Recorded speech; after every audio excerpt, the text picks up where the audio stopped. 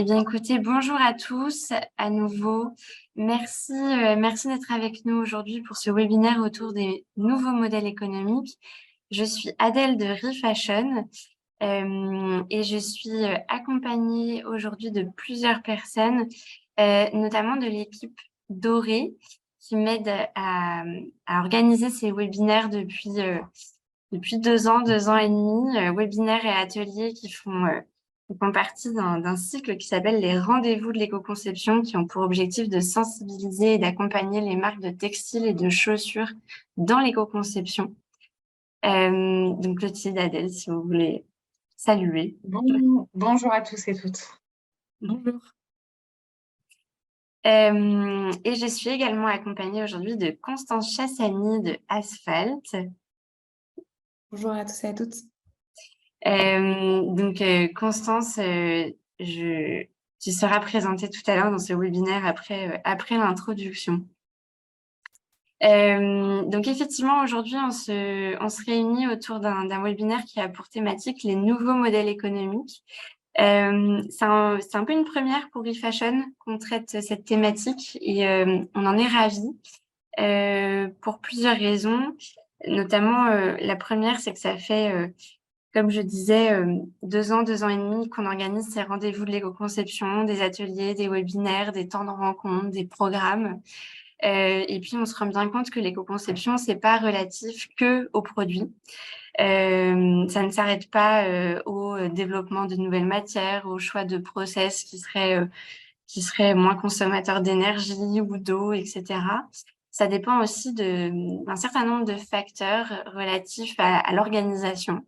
Donc, ça peut être l'embarquement des fournisseurs, l'embarquement des équipes internes, la sensibilisation des clients. Mais ça repose aussi l'éco-conception sur un bon modèle économique qui fonctionne et qui permet d'aller jusqu'au bout de la démarche d'éco-conception que l'on souhaite mettre en place. Donc, pour nous, il était primordial qu'on puisse aborder cette thématique lors d'un webinaire. Et donc, aujourd'hui, on va vous proposer de vous en donner un exemple avec les exemples d'Asphalt. Et je remercie Constance d'être avec nous aujourd'hui pour cela et pour vous faire profiter d'un retour d'expérience. Quelques petites informations avant qu'on démarre dans le dur du webinaire. Il est actuellement enregistré ce webinaire pour qu'un replay soit disponible. Je vous invite à poser vos questions dans l'espace Q et R que vous voyez sur Zoom. C'est plus simple après pour nous pour les gérer plutôt que dans le chat. Et notamment, vous pourrez commenter les questions des autres, voter en faveur, ce qui nous permet de traiter les questions prioritaires et celles qui vous apparaissent les plus pertinentes. La présentation sera envoyée par mail à chaque participant à l'issue du webinaire. Je le précise, mais vous le verrez, on n'a pas beaucoup de slides aujourd'hui. C'est vraiment un support pour guider la discussion. Mais bon, si jamais, je préfère le mentionner tout de suite. Je vais tout de suite laisser la parole à Clotilde Champetier et puis à Constance Chassani pour qu'elles puissent échanger autour de cette thématique des nouveaux modèles économiques. Merci beaucoup Adèle et comme tu le dis, moi je suis vraiment ravie ce matin qu'on aborde cette question des nouveaux modèles économiques qui m'est chère et qui nous est chère chez Oré.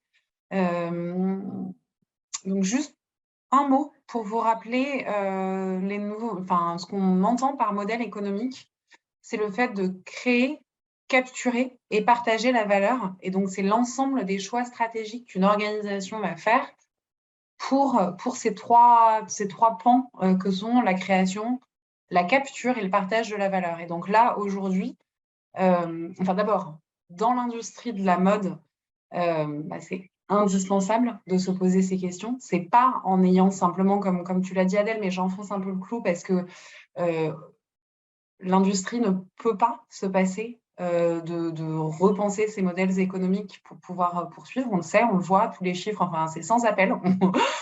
C'est indispensable que vous vous posiez ces questions. Et donc, on avait plein d'autres sujets à aborder d'un point de vue simplement éco-conception, mais c'est un premier webinaire qui sera très certainement suivi d'autres webinaires ou d'autres ateliers sur ce sujet. Et donc aujourd'hui, avec Asphalt, et avec Constance, que je vais présenter dans un instant, on va aborder modèle économique qui est un peu différent du modèle traditionnel, qui est celui de la précommande. Mais il y en a plein d'autres. Et on va vous donner à la fin des ressources qui vous permettront d'aller voir plus loin. Et on vous invite vraiment à vous interroger à ce niveau-là, parce que tout ce qu'on vous présente par ailleurs ne suffira pas à faire face aux enjeux auxquels on doit faire face collectivement aujourd'hui. Ceci étant dit, Constance est donc notre invitée aujourd'hui, notre intervenante. Tu es responsable achat, production et impact chez Asphalt. Et donc, voilà, je suis ravie de t'accueillir pour cette discussion. Donc, pour commencer, ce qu'on va faire, c'est qu'on va faire un petit portrait robot d'Asphalt pour juste resituer déjà depuis quand existe la marque. Ça marche. Bonjour à toutes et à tous et merci beaucoup à Rifagen et à Auré de nous avoir invités sur ce webinaire. Alors, Asphalt, c'est une marque qui existe depuis 2016 et qui initialement proposait uniquement des vêtements pour hommes. On a lancé la femme il y a quasiment 2 ans maintenant, qui est du coup construite sur un modèle de précommande. On vend uniquement en ligne sur notre propre site internet et uniquement en précommande.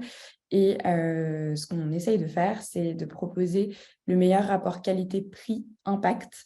Donc, on essaye de faire les vêtements les plus qualitatifs possibles avec le moins d'impact environnemental et social possible et de proposer ça à un prix qui soit acceptable pour nos clients.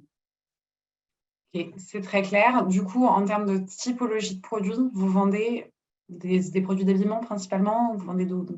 Oui, on vend des produits d'habillement, on vend des accessoires aussi et des chaussures. L'idée, c'est qu'on puisse se vêtir de la tête aux pieds chez nous. Ok. Donc, en termes de cible, tu l'as dit, c'est principalement les hommes, mais aussi les femmes depuis 2 ans, c'est ça? Oui, exactement. On est sur une cible qui est assez large en termes d'âge notamment. Le gros de notre clientèle est entre 35 et 65 ans. Donc, ça reste assez large et l'idée, c'est de viser toujours plus large. Ok.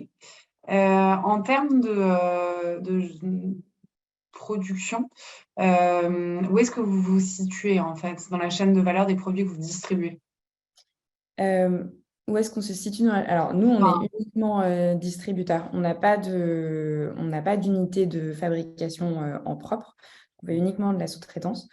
On travaille uniquement en Europe, à la fois pour les matières et pour la confection.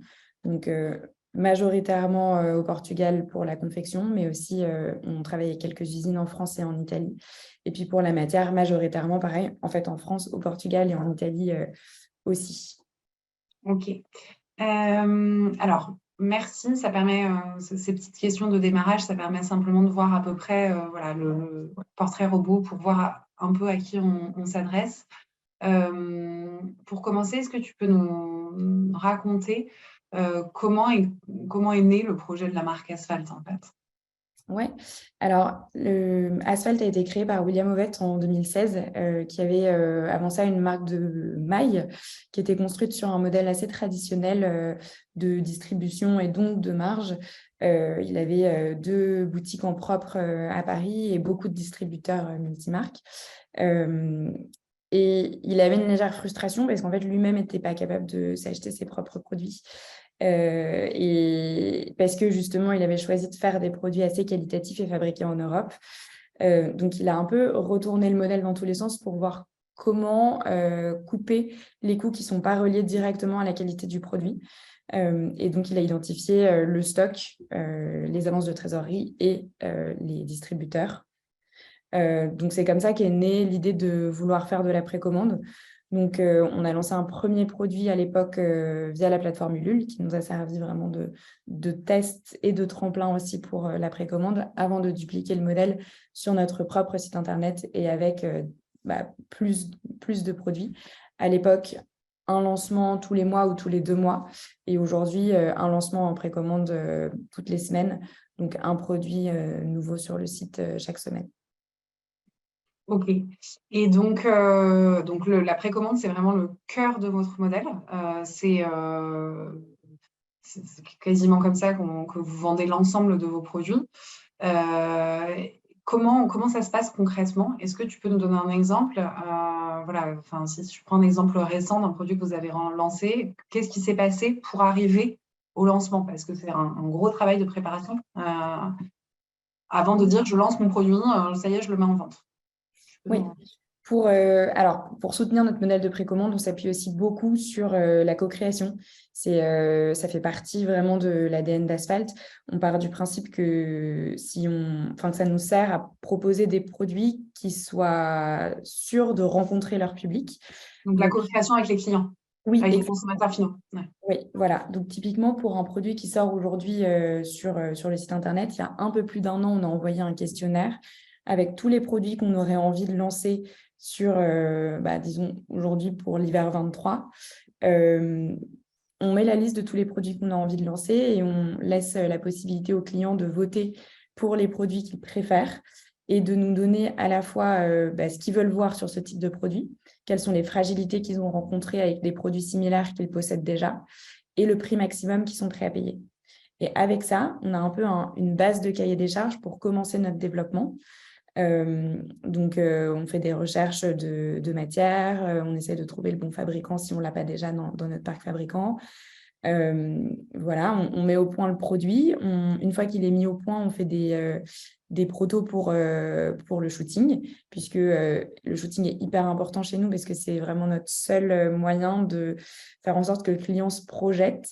Et il faut une projection d'autant plus importante quand on sait qu'on va attendre 2 à 3 mois son produit. Donc, on le prend en photo sous toutes les coutures, donc il faut que le produit soit parfait. En parallèle de ça, on envoie d'autres questionnaires encore un petit peu plus tard dans le process, environ 6 mois avant la mise en vente du produit, pour voir aussi un petit peu si l'attrait est toujours là, pour nous permettre d'avoir une estimation des quantités qu'on va pouvoir vendre en précommande, et donc de pouvoir travailler avec les usines avec lesquelles on travaille sur l'approvisionnement d'une partie de la matière qu'on est sûr de pouvoir écouler en précommande, et puis les réservations de capacité pour ensuite la confection avec une fourchette de quantité sur une quantité pessimiste qui est la quantité qu'on est sûr de pouvoir vendre et donc de confectionner, et une quantité dans l'hypothèse où la précommande se déroulerait encore mieux et voilà, pour pouvoir réagir. Le nerf de la guerre, c'est les délais de livraison. Donc, c'est pour ça qu'on travaille beaucoup en anticipation et que les questionnaires sont très, très importants. C'est qu'ils nous permettent de tout caler en amont avec nos fabricants et avec nos fournisseurs de matières pour minimiser les délais d'attente. Ok, donc là, vous avez fait votre second questionnaire, vous avez fait des estimations des achats, vous avez un produit qui est quasiment prêt. Et qu'est-ce que vous faites après? Après, donc, tous les mardis matins, à 10h, on lance un produit en précommande sur le site. Donc, si vous allez sur Asphalt un mardi à 10h, vous allez avoir un nouveau produit mis en avant avec une date de livraison annoncée. Donc, vous avez toutes les couleurs et les tailles disponibles, la date à laquelle vous serez livré si vous achetez ce jour-là, et la durée pendant laquelle le produit sera encore disponible à la vente, puisque les produits sont lancés donc tous les mardis matins, mais ils ne restent disponibles sur le site qu'1 mois. Ce qui nous permet, nous, de récolter les ventes et de lancer ensuite la confection. On ne lancera jamais de confection en amont des ventes. Vraiment, l'idée, c'est de vendre, de produire exactement ce qu'on a vendu. Ok. Et donc, les consommateurs, ils ont environ 1 mois, c'est ça, pour acheter leurs produits. Ils ont un délai, ils ont une fenêtre de tir, et puis ensuite, vous gérez les achats. Enfin, qu'est-ce qui se passe en fait après ça? Oui, alors, donc du coup, comme je disais, avec les différents questionnaires, on a pu anticiper déjà des approvisionnements de matière parce que je pense qu'il y a beaucoup de professionnels du secteur qui nous regardent aujourd'hui et qui savent que, d'autant plus ces derniers temps, les délais de matière, c'est long, qu'il faut compter 3 à 4 mois minimum pour avoir de la matière. Donc, si on attendait la précommande vraiment pour faire nos achats matière, on aurait des délais d'attente qui iraient jusqu'à peut-être 6 mois, voire plus pour certains produits. Et donc, ce serait très difficile pour les clients de passer le pas de l'achat. Donc, l'idée, c'est de rendre la précommande de la rendre la plus indolore possible, entre guillemets, en minimisant les temps d'attente. Donc, on travaille énormément sur la data, à la fois la data de notre historique, puisque maintenant, on a quasiment 7 ans, et de la data qu'on collecte avec les questionnaires, pour avoir une idée du volume de vente qui nous permet d'anticiper des achats matières, d'anticiper aussi potentiellement la teinture aussi, en fonction des questionnaires qu'on a envoyés, et puis de préparer des réassorts rapides ou des commandes optionnelles avec nos fournisseurs, qui nous permettent du coup, si le produit fonctionne très bien, de pouvoir produire plus pour répondre à la demande. Et ça dans des délais raisonnables. Ouais, on voit que vous êtes sur un fil, on va redétailler un petit peu. J'ai juste une autre question, parce que tu as dit que dès le départ, vous posez la question de quels problèmes ils ont rencontré avec ce type de produit. C'est dans quelle optique que vous faites ça? Oui, alors effectivement, nous, ce qu'on veut faire, c'est vraiment des produits très qualitatifs qu'on peut garder une vie. Enfin, voilà, ça, c'est vraiment notre objectif ultime. Donc, on se dit qu'en fait, on a tous un peu les mêmes problèmes avec les différentes typologies de produits qu'on a, les jeans qui se trouvent entre les jambes, la maille qui se déforme sur un t-shirt après 3 lavages. Enfin, voilà, c'est des problèmes qui reviennent. Et finalement, d'ailleurs, au cours de notre expérience, on le voit, tout le monde a un peu toujours les mêmes problèmes. Et donc, ça nous permet, nous, d'axer nos développements sur la résolution de ces problèmes-là. Trouver le bon montage qui, par exemple, sollicite un peu moins l'entrejambe sur notre jean, ou alors avoir les bonnes coutures beaucoup plus solides à cet endroit-là, trouver la bonne matière qui sera résistante, etc. Ok.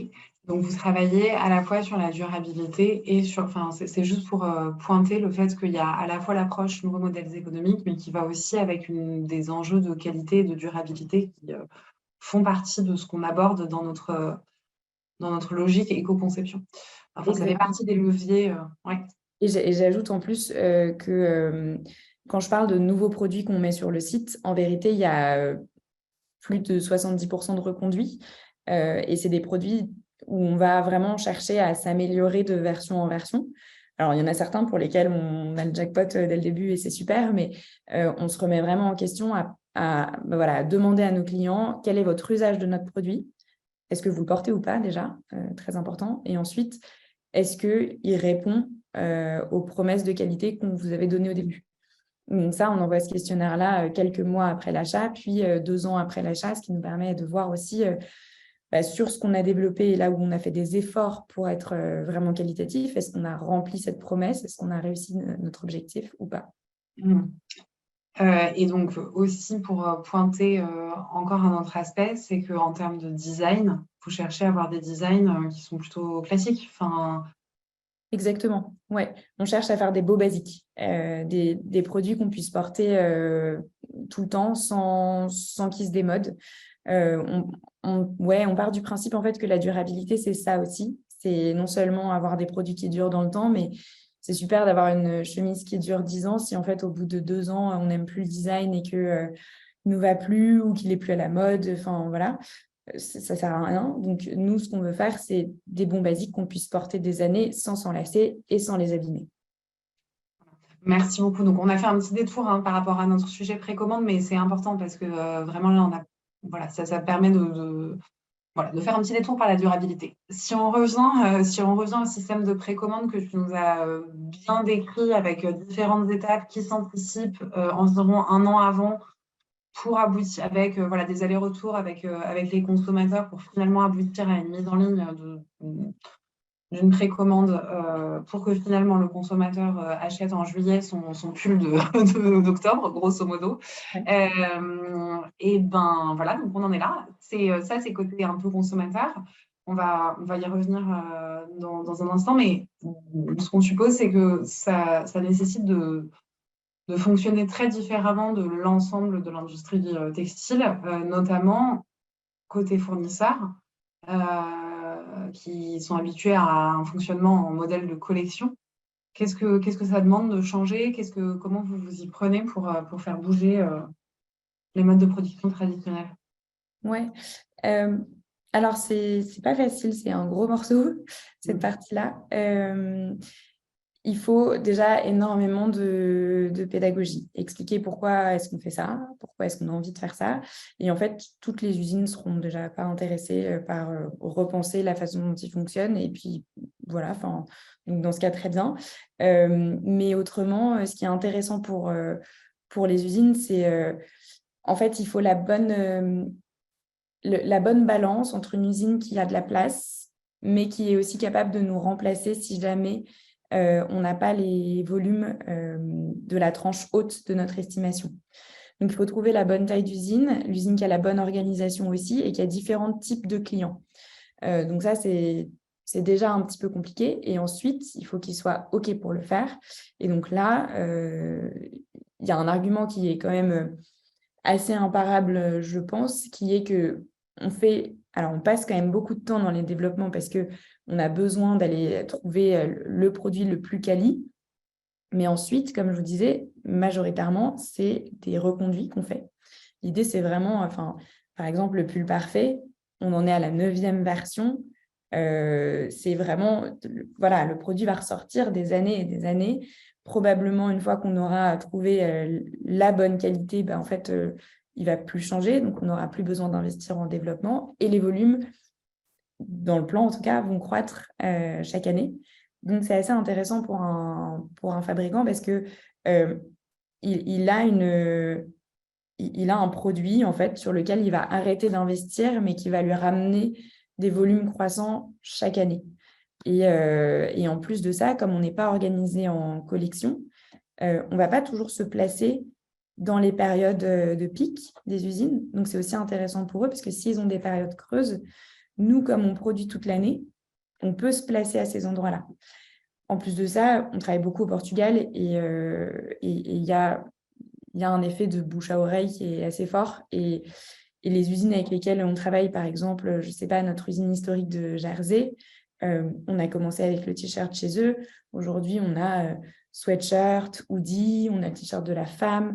Donc, on a identifié ce pourquoi ils sont forts et on va aller mettre chez eux, en fait, tout ce qui correspond à leur savoir-faire.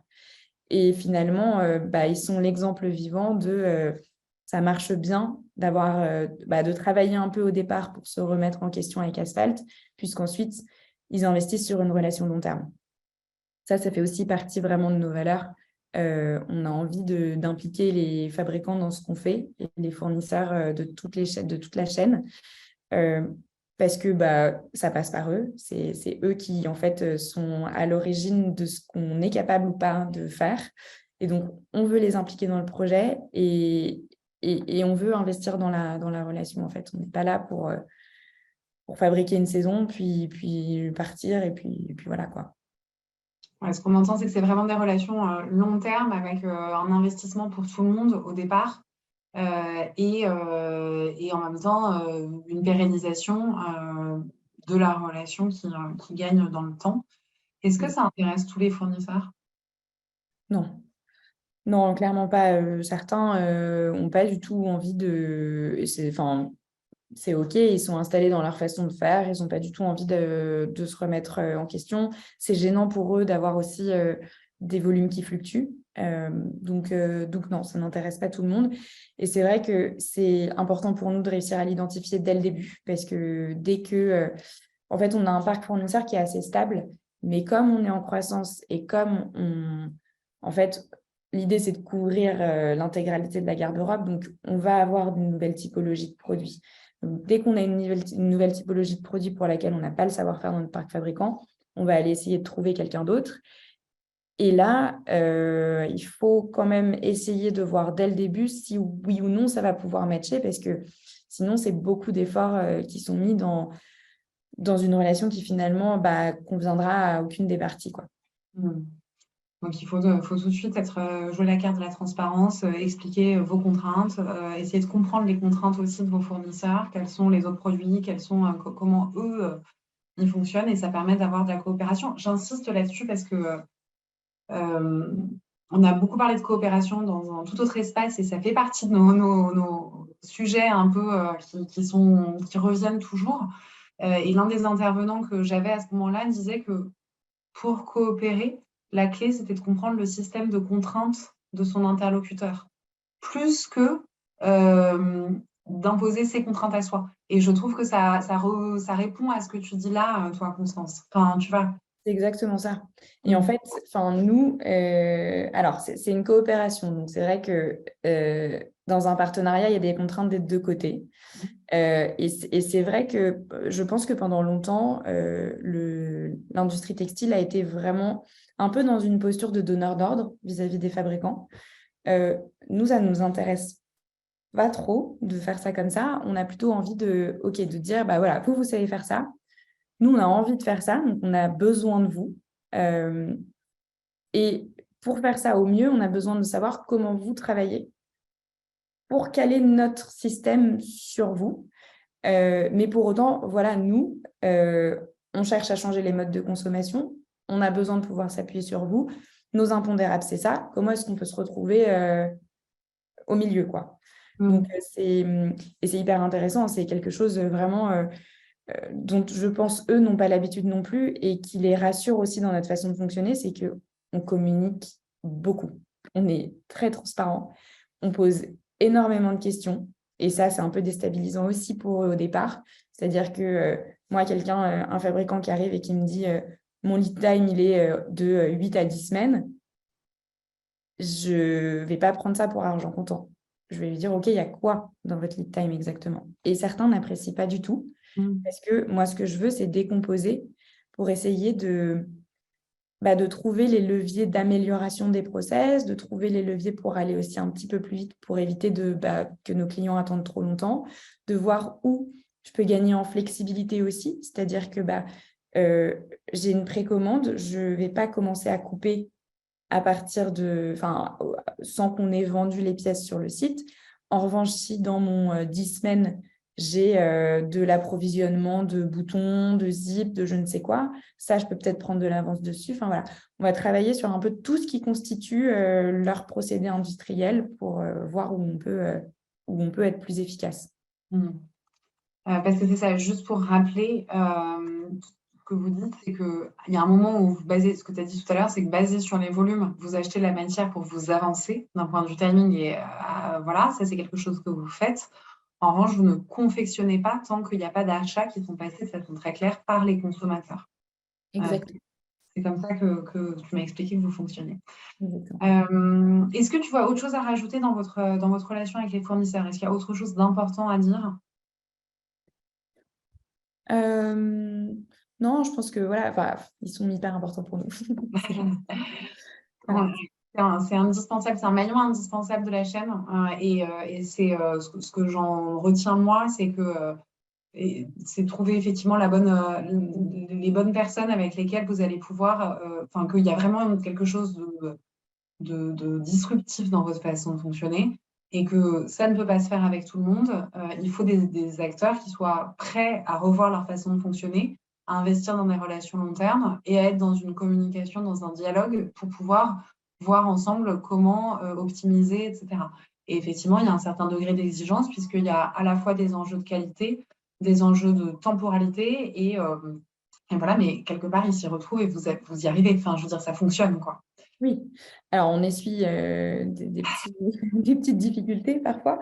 Le gros problème, c'est la fiabilité parce que, par exemple, aujourd'hui, on a un produit qui est en vente sur le site et on va dire à notre client, vous le recevrez, on est le 20 juin, vous le recevrez peut-être début août ou fin août. Et particulièrement sur ces périodes d'été, il y a vraiment des sujets de s'il y a un petit grain de sable dans les rouages, on peut potentiellement arriver avec 3 mois de retard à la fin, quoi. J'exagère beaucoup, mais c'est un peu ça le sujet. Donc, c'est aussi pour ça que les relations long terme, c'est important pour nous, c'est qu'elles nous permettent aussi de bien connaître nos interlocuteurs et de savoir si, quand ils nous donnent une date, ils se disent, je veux quand même une petite marge et qu'en fait, à la fin, ça arrive 2 semaines après, ou bien est-ce que c'est des gens qui prennent tout en compte, prennent toute leur marge et vont livrer toujours hyper à l'heure, voire un petit peu en avance.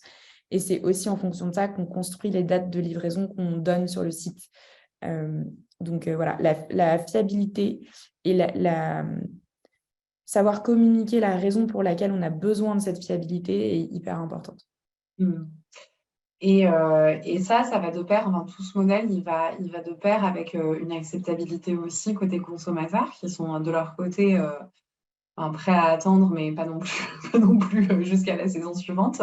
Tu en as mentionné quelques-uns, mais est-ce que tu peux un peu nous détailler, c'est quoi les enjeux côté consommateurs par rapport à ce modèle de la précommande? Oui, alors déjà, il y a un gros sujet sur créer la confiance. Parce que on est face à quelqu'un qui nous confie son argent pendant plusieurs mois pour un produit qui n'existe pas encore et pour lequel il a simplement une page de vente. Donc, aujourd'hui, à la limite, on a 7 ans d'existence, on a déjà des gens qui peuvent témoigner du fait que ça fonctionne et que oui, on livrera le produit. Mais il a fallu la construire, cette confiance, et je pense que ça a été ça le plus gros enjeu. Faire aussi, en fait, que les gens fassent confiance aussi à la promesse de durabilité et de qualité qu'on donne.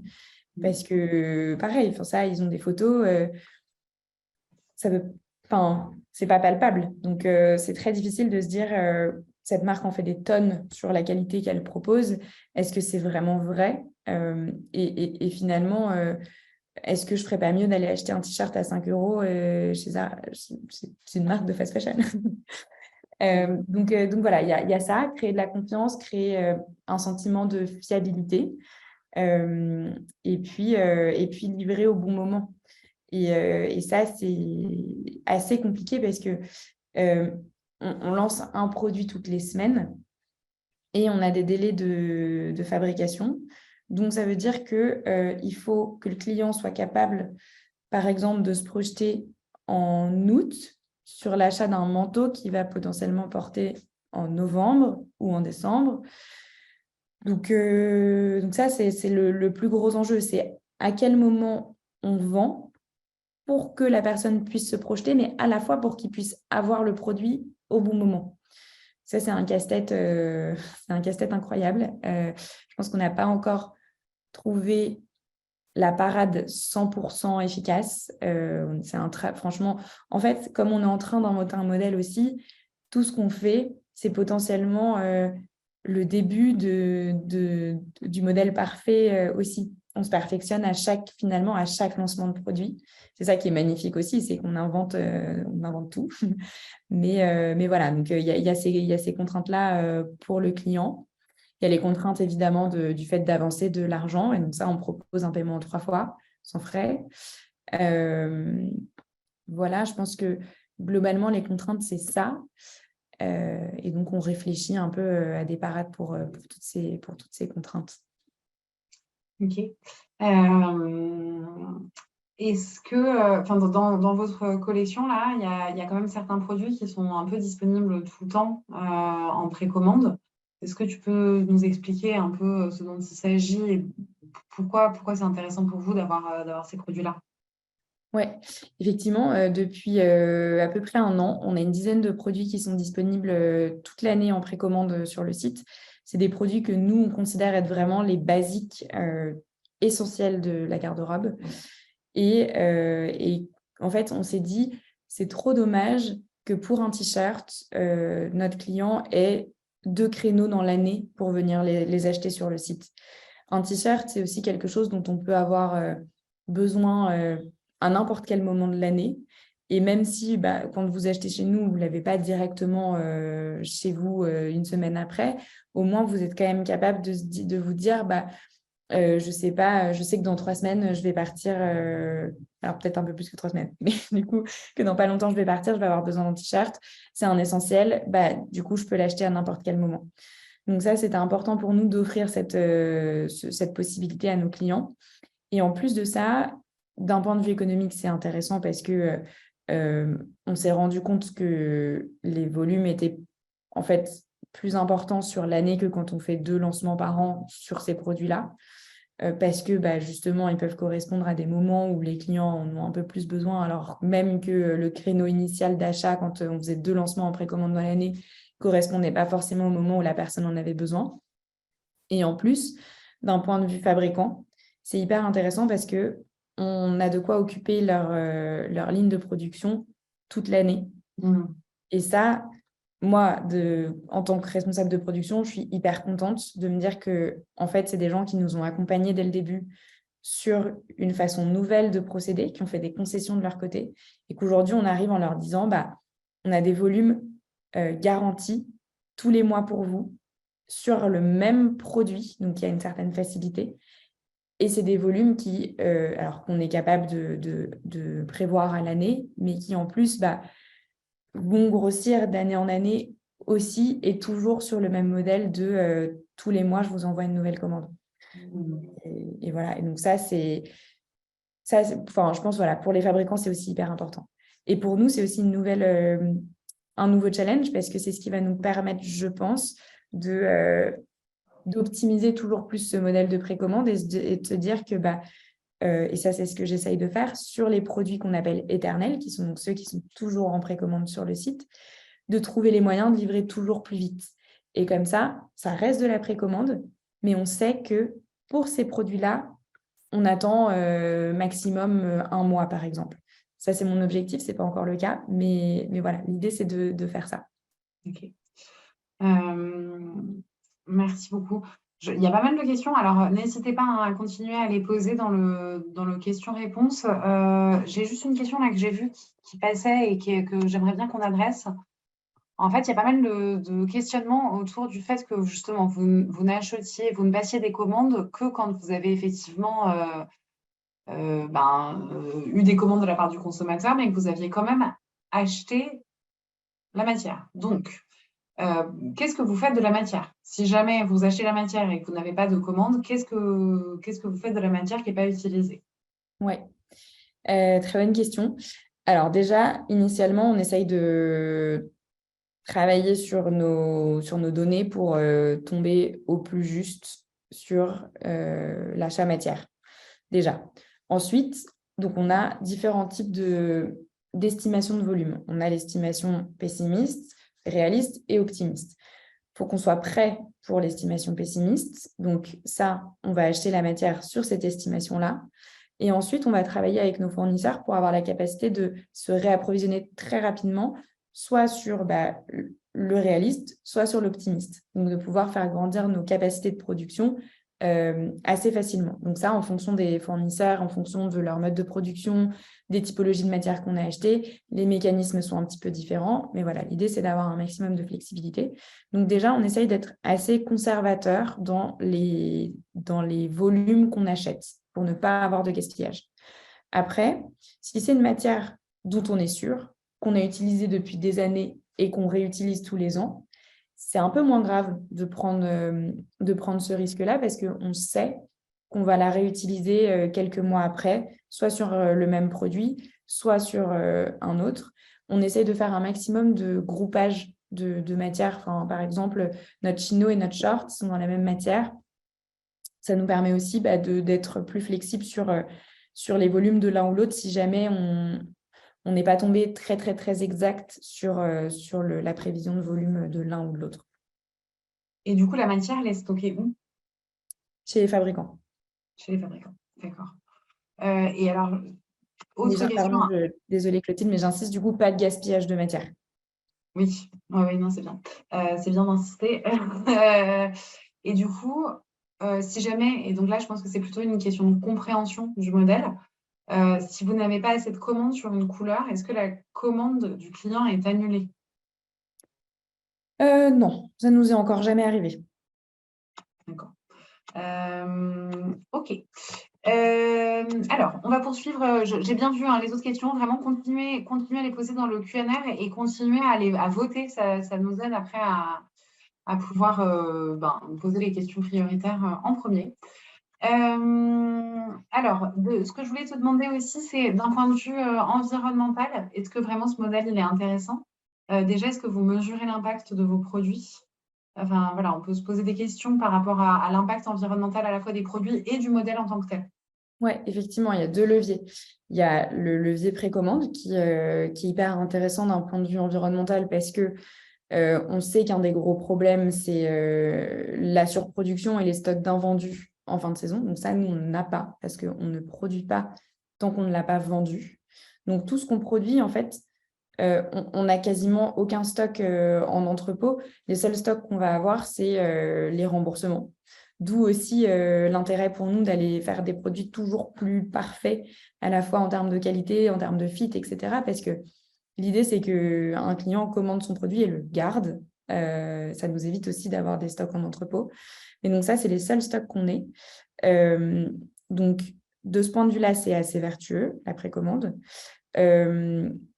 En plus de ça, moi, d'un point de vue perso, ce que je trouve hyper vertueux pour l'environnement dans la précommande, c'est le fait que chaque achat est beaucoup plus réfléchi. Et donc, on entame en fait un peu une refonte un peu des réflexes d'achat parce qu'on est obligé de se dire, OK, ce produit, je vais l'attendre 3 mois, je vais sortir l'argent aujourd'hui. Est-ce que j'en ai vraiment besoin?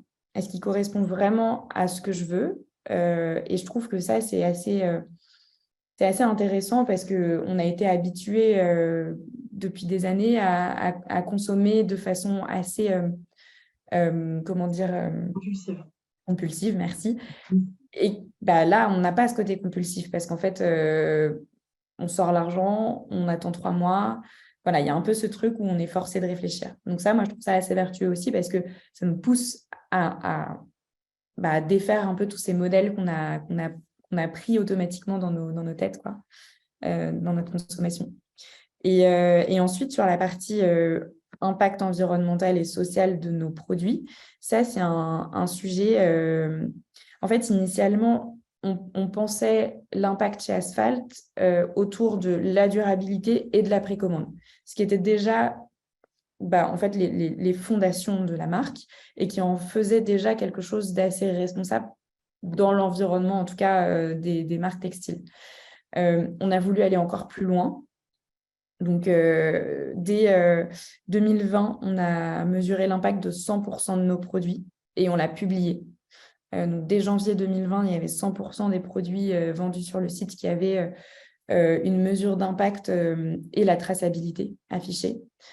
Et nous, ça nous a poussé à revoir ce qui ne nous convenait pas. En fait, quand on a vu les kilos de CO2 par pièce, on s'est dit, OK, on peut pas continuer, par exemple, de faire du coton conventionnel. Donc, en fait, d'avoir les chiffres en face, ça nous a permis, nous, d'entamer aussi notre transition et de passer, par exemple, tous nos cotons en coton bio, d'essayer d'améliorer toujours la traçabilité parce qu'on s'est aussi rendu compte, depuis le début, on posait beaucoup de questions.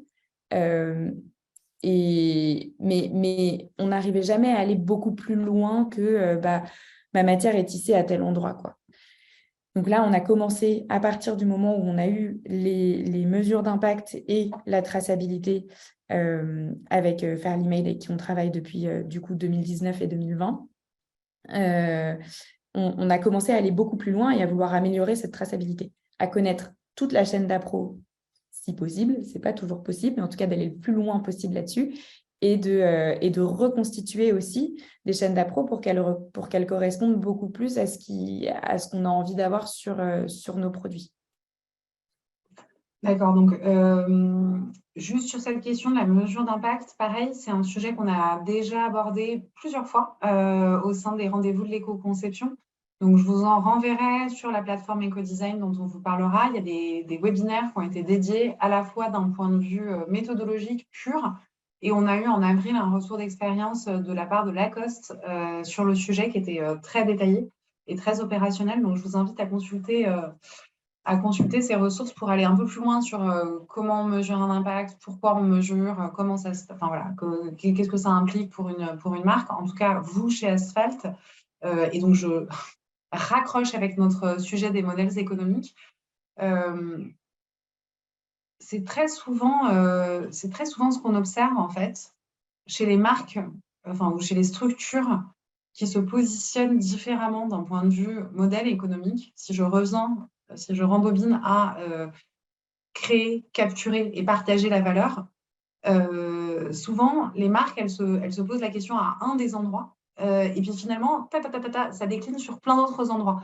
Et là, c'est ce qu'on voit. C'est-à-dire que vous avez commencé par vous poser des questions de durabilité et de précommande. Et puis finalement, il y a eu de la mesure d'impact et donc des questionnements sur les matières, etc. Et très souvent, se poser la question du modèle économique sur où est-ce que je peux gagner de l'argent, ça amène à revoir l'ensemble du procédé de production et d'aller chercher de l'efficience ailleurs. Voilà. Et donc, en autre commentaire, ce que je voudrais partager, c'est que moi, ce que j'entends quand tu parles, Constance, c'est le terme de sobriété. Quelque part, il y a deux choses. Il y a à la fois ce terme de sobriété, notamment quand tu parles de revoir le comportement d'achat compulsif de la part des consommateurs, revoir la quantité de matière qu'on achète et essayer de limiter le gaspillage. Donc là, on essaye déjà d'avoir une approche qui soit plus sobre. Donc ça, c'est un autre commentaire. Et encore autre chose, ce que moi, je trouve très intéressant, et là vraiment, j'ai ma casquette responsable économie circulaire d'une association environnementale, c'est qu'en fait, il y a quelque chose qui a trait au fait de remettre du réel. C'est-à-dire que par rapport à un modèle de la fast fashion où en 2 clics sur Internet, j'ai le lendemain livré chez moi un produit qui coûte rien du tout, qui a été produit dans des conditions, enfin je ne vais pas revenir là-dessus, on essaye de remettre du réel. Et le réel, c'est que les choses prennent du temps, c'est que les choses ont un certain coût. Et donc, avec ce système de la précommande, il y a quand même ce réel de la matière, du temps, de l'argent, de la valeur qui vient à être repositionné. Et ce qui est d'autant plus intéressant, c'est que l'ensemble des acteurs de la chaîne de valeur font un effort. À la fois les fournisseurs, vous, Asphalt, et les consommateurs. Et donc là, tout le système bouge vers cette sobriété. Donc, pour poursuivre, justement, qu'est-ce que c'est la suite pour vous? Comment vous envisagez le futur pour Asphalt? Oui, alors on a plein de projets. On a envie de faire beaucoup de choses. Alors déjà, le cœur du truc, c'est voilà, aujourd'hui, on est sur l'homme et la femme, donc il faut qu'on arrive à avoir une offre assez complète pour que chacun et chacune puisse vraiment s'habiller de la tête aux pieds chez nous toute l'année. Donc ça, c'est le focus numéro 1. On va continuer de développer des bons produits. Mais ensuite, nous, ce qu'on veut, c'est croître. On ne s'en cache pas, on a envie de grandir. Et on a envie de grandir en allant chercher toujours plus de clients. Là encore, et ça revient à ce que tu viens juste de dire, j'insiste là-dessus, c'est on ne veut pas vendre plus aux mêmes clients, mais on veut aller chercher plus de monde. En fait, on a envie juste de devenir une alternative de consommation et de rendre facile cette déconstruction un peu de ces réflexes de consommation compulsive que n'importe qui a pu prendre. Si on rend notre modèle non seulement beau, attractif, on va donner envie aux gens de consommer chez nous plutôt qu'ailleurs, et on estime que c'est plus vertueux de consommer chez nous, que peut-être aussi comme ça, ils prendront des habitudes de consommer moins, de plus réfléchir à ce qu'ils achètent. Donc voilà, nous, notre objectif, c'est d'aller toucher plus de monde pour grandir, pour avoir aussi du coup plus de moyens pour nos ambitions. Et puis voilà, on explore justement pas mal de leviers pour aller chercher toujours plus de monde, parce que depuis nos commencements, comme toutes des NVB, on est très dépendant de Google et Meta. On investit énormément en publicité pour aller toucher plus de monde, etc. Donc là, on se pose aussi la question d'aller toucher des gens autrement. On a fait une pub télé en janvier et c'était une première pour nous. Et voilà, ça nous a permis de tester un nouveau levier d'acquisition. Et on a fait notre premier pop-up parisien aussi pendant 2 mois, sur le mois d'avril. Et il s'est fini il y a 3 semaines de ça. Donc voilà, donc potentiellement renouveler ces expériences de pop-up pour pouvoir, en fait, je pense, éliminer les doutes aussi des gens qui n'avaient jamais acheté chez nous parce qu'ils avaient besoin de voir le produit, de le toucher, de l'essayer. Et puis, avoir aussi pignon sur rue et donc des personnes qui ont peut-être moins de présence en ligne aussi et qui du coup, viennent à connaître Asphalt. Ok. Merci beaucoup, Constance. Je vais prendre des questions des participants. Est-ce que vous avez des tests en ce qui concerne la durabilité? Est-ce que vous avez des tests qui permettent de justifier la durabilité et de rassurer le client? Oui, toutes les matières qu'on utilise passent une batterie de tests pour être validées. Ok. Et donc ça, vous pouvez communiquer dessus. Ça, on peut communiquer dessus. Et on fait beaucoup de tests au porté aussi.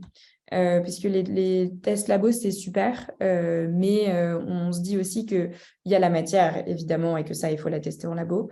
Mais que si le fit n'est pas bon, le produit ne sera pas porté ou le produit s'abîmera à des endroits où il n'est pas censé s'abîmer.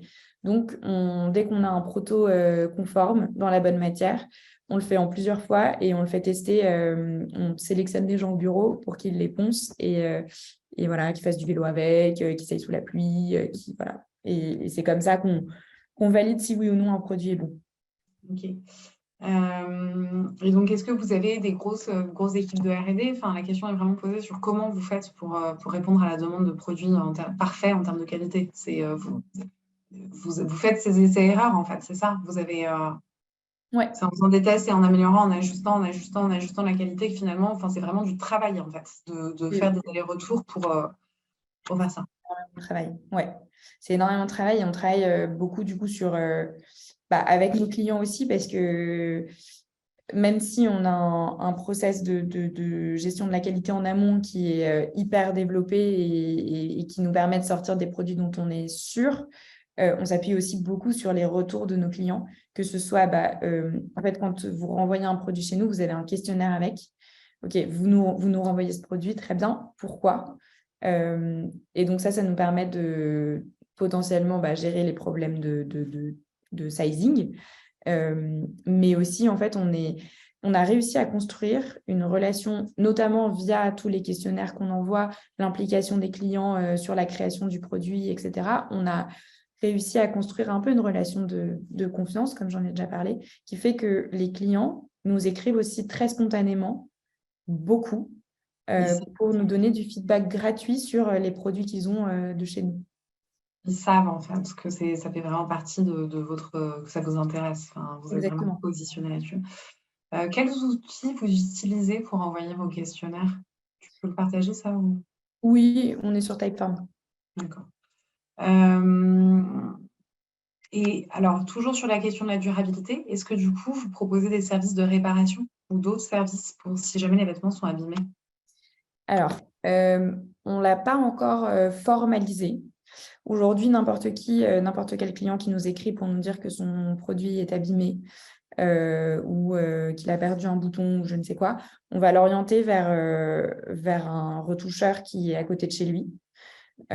S'il n'a pas envie de se déplacer, il a le droit de nous renvoyer son produit et on s'occupe de la réparation nous de notre côté. Mais enfin, on a plutôt envie déjà de faire vivre ce corps de métier de retoucheur parce que c'est hyper important. Enfin, nous, dans la logique de ce qu'on fait, ça va avec. Donc, on a une carte des retoucheurs sur notre site.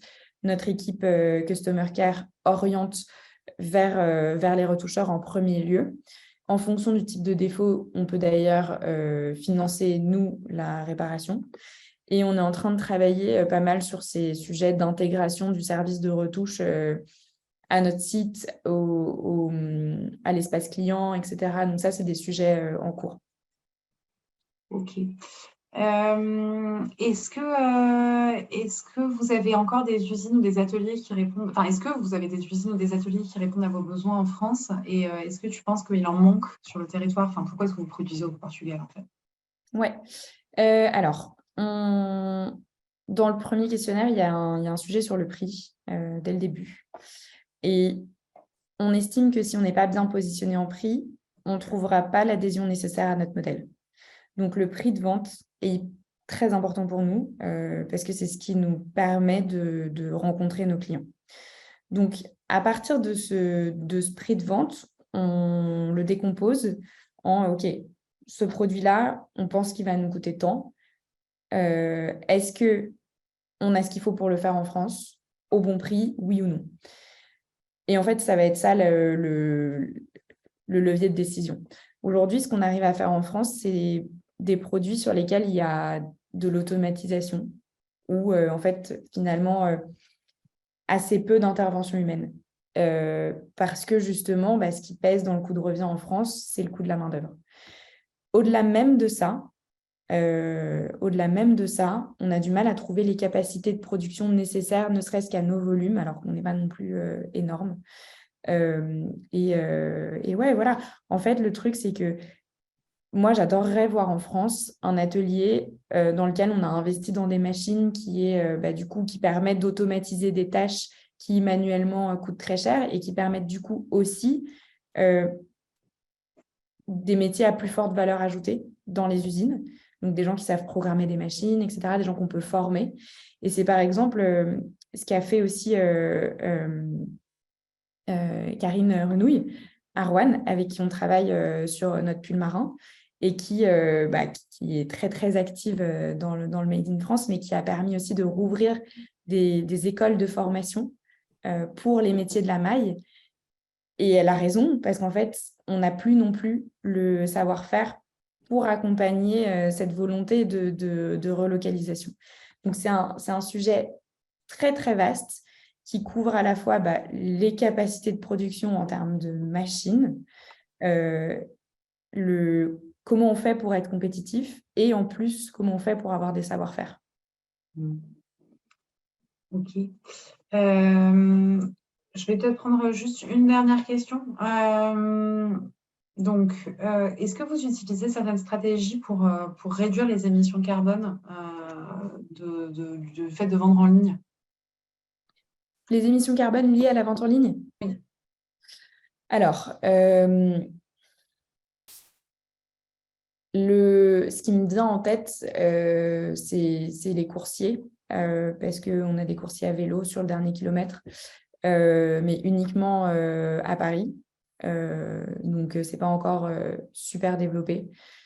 On est finalement, en fait, c'est aussi très compliqué quand on est une plus petite structure, parce qu'il faut trouver les bons... On est obligé d'avoir des sous-traitants pour toute la partie logistique, donc il faut trouver la bonne façon de faire. Mais on travaille beaucoup avec notre logisticien sur ces sujets-là.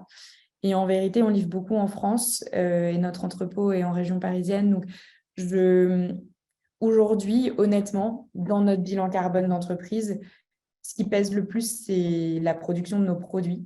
Donc, c'est là-dessus qu'on s'est concentré. Tous ces sujets-là, il faut aussi beaucoup de ressources et beaucoup de ressources humaines pour aller, parce qu'on parle d'aller tacler des choses d'aller faire nous-mêmes le travail de logisticien aussi. Et franchement, je pense qu'à terme, oui. Aujourd'hui, ce n'est pas dans nos priorités numéro 1. Ok, merci beaucoup. Bon, il y a encore quelques questions qu'on n'a pas traitées, mais c'est toujours un challenge. Merci beaucoup, Constance, en tout cas pour ce retour. Alors, nous, on a quelques ressources. Alors, j'ai notamment éliminé toutes les questions en lien avec la mesure d'impact parce que, comme je vous l'ai dit, il y a un certain nombre de ressources qui existent et qu'on pourra vous renvoyer suite à ce mail. Tout de suite, je vous propose de vous partager le questionnaire de satisfaction pour celles et ceux qui auraient un rendez-vous à 10h30. Donc, on vous invite fortement à répondre à ce questionnaire de satisfaction qui vous est mis en lien dans le chat et par QR code là sur la slide. J'insiste, comme à chaque fois, c'est que ces webinaires ils sont organisés pour vous, pour vos besoins. Plus on a d'infos sur ce qui vous plaît, ce qui ne vous plaît pas, ce que vous aimeriez voir comme thématique, et mieux ce sera. Donc, vraiment, prenez 2 minutes pour répondre à ce questionnaire. Ça nous sera très utile. En parallèle, donc vraiment un grand merci, Constance, pour ton partage d'expérience qui est très opérationnel, très clair et très transparent.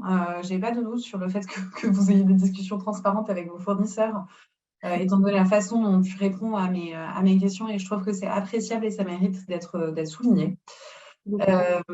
Et voilà, et puis donc comme je disais pour les participants, on va vous envoyer différentes ressources à la fois dans le chat et puis par mail pour que vous puissiez fouiller ce sujet des nouveaux modèles économiques. Il y a une étude qui a été faite par l'Institut français de la mode sur le sujet des nouveaux modèles économiques dans le secteur de la mode.